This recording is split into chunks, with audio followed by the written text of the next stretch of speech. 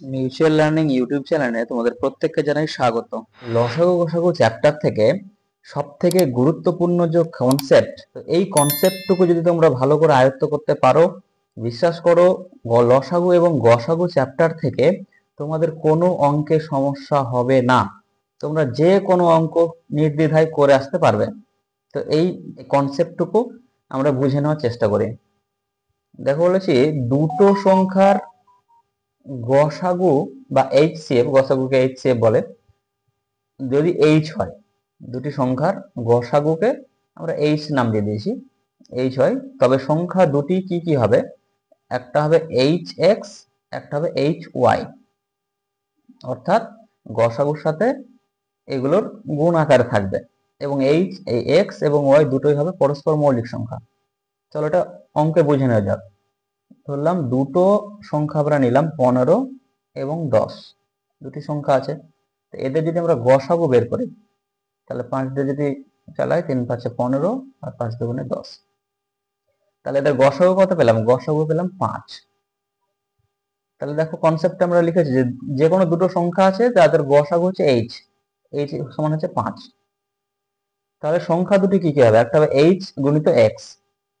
তাহলে এখানে দেখো, এখানে একটা সংখ্যা আমরা লিখে নিলাম এক্স, একটা ফ্যাক্টরকে, একটা সংখ্যা লিখলাম ওয়াই। তাহলে দেখো এইচ আর এক্স কে গুণ করলে প্রথম সংখ্যা পাচ্ছি, দেখো তো পাচ্ছি কিনা? এইচ মানে 5 আর এক্স মানে 3, 3 5 15, প্রথম সংখ্যা পাচ্ছি। এবং দ্বিতীয় সংখ্যা এইচ ওয়াই, এইচ মানে হচ্ছে 5 আর ওয়াই মানে হচ্ছে 2, তাহলে 5 গুণিত 2 10।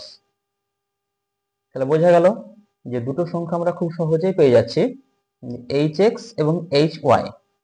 এবং এক্স আর ওয়াই কিন্তু পরস্পর মৌলিক, 2 আর 3 দেখো পরস্পর মৌলিক, এদেরকে কোনো সংখ্যা দিয়ে 2 বা 3 কে একসাথে ভাগ যাবে এরকম কোনো সংখ্যা নাই। তো পরের কনসেপ্টটা দেখো, এবং তাদের লসাগু বা এলসিএম হবে, লসাগু কত হবে? H X Y, H X Y. এটা যদি আমরা লসাগু বের করি তাহলে কি হবে? লসাগু হবে কত? এই 5 গুণিত 3 গুণিত 2, এটাই তো হবে লসাগু, এটাই হবে এলসিএম, তাই তো? তাহলে দেখো এখানে যেটা লেখা আছে সেটা দেখো, এইচ মানে হচ্ছে 5, এক্স মানে হচ্ছে 3, ওয়াই মানে হচ্ছে 2, তাহলে এটাই হয়ে যাবে তাদের লসাগু। তাহলে যে কোনো সংখ্যার এলসিএম সমান সমান হবে কি? এইচ এক্স ওয়াই, এই তিনটার গুণফল। এটাকে আমরা আর একটা ভাগ বের করে নিয়েছি, এটা খুব কাজে লাগে, যে এলসিএম সমান এইচ এক্স ওয়াই, এখান থেকে এলসিএম নিচে নিয়ে আসলাম এইচ মানে এইচ সিএফ কে, গসাগু এক্স ওয়াই থেকে এলো। এটাও কিন্তু একটা গুরুত্বপূর্ণ ফর্মুলা হতে যাচ্ছে আগামী অঙ্কগুলোর জন্য। এবং সংখ্যা দুটোতে যোগফল বলা হয়, তাহলে যোগফল কি হবে? সংখ্যা দুটোর যোগফল এইচ মানে গসাগু মানে 5, আর ব্র্যাকেটে দেখো এক্স প্লাস ওয়াই, এক্স মানে 3, ওয়াই মানে 2, 3 আর 2 5, 5 কে যদি 5 দিয়ে গুণ করি 25। দেখো দেখি এই দুটো সংখ্যাকে যোগ করলে 25 হয় কিনা। 15 আর 10 কে যোগ করলে কত হয়? 25 হয় তো। তাহলে যোগফল কত হয়ে যাচ্ছে? এইচ ব্র্যাকেটে এক্স প্লাস ওয়াই, এটা তো হবে যোগফল। একইভাবে যদি বিয়োগফল বের করতে বলে, তাহলে বিয়োগফল হয়ে যাবে কি? এইচ মানে গসাগু ব্র্যাকেটে x minus y, x minus y. প্রমাণ করার চেষ্টা করি। এইচ মানে কত? 5, আর ব্র্যাকেটে এক্স মানে 3 আর ওয়াই মানে 2, তো 3 থেকে 2 বাদ দিলে কত? 1, 1 কে 5 দিয়ে গুণ করলে 5, তাই তো? দেখো 15 থেকে 10 বাদ দিলে কত হয়? 5ই তো হয়। 15 থেকে 10 বিয়োগ করলে 5 হয়। তাহলে দেখো এইভাবে সমস্তগুলোই কিন্তু বাস্তব আমরা সম্মত করে মিলিয়ে নিলাম। চলো এই নিয়ে প্রথম যে আজকের অঙ্কটা সেটা দেখে নেওয়া যাক। দুটি সংখ্যার গসাগু 12, গসাগু বলছে কি এইচ সমান সমান 12, এবং তাদের সমষ্টি 120, সমষ্টি হচ্ছে 120। তো কত জোড়া সংখ্যা এরকম হতে পারে? দেখো একটু আগেই আমরা যে সূত্রটা প্রমাণ করলাম, যোগফল সমান সমান কি সূত্র প্রমাণ করলাম? যে H into X plus Y, এই সূত্র আমরা একটু আগেই প্রমাণ করে দেখলাম। তাহলে দেখো এখানে এইচ বলে দেওয়া আছে, বলে দেওয়া আছে না এইচ? তাহলে এটা সমান সমান, ভালো করে দেখো, একটু আগে আমরা এটাই প্রমাণ করলাম যে H into X plus Y সমান সমষ্টি, আর এখানে সমষ্টি বলে দিয়েছে কত? সমষ্টি বলে দিয়েছে 120। তাহলে শর্ত অনুসারে বলতে তো পারি আমরা এটা সমান সমান 120, তাই তো?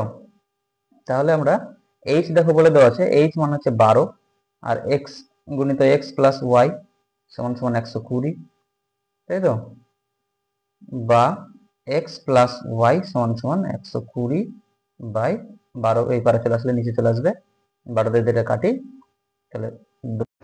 তাহলে হয়ে যাবে 10, তাই তো, এক্স প্লাস ওয়াই সমান সমান হচ্ছে 10।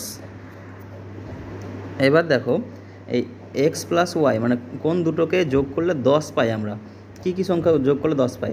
1 প্লাস 9 সমান সমান কত হয়? 1 প্লাস 9 সমান 10 হয়, তাহলে 1 প্লাস 9,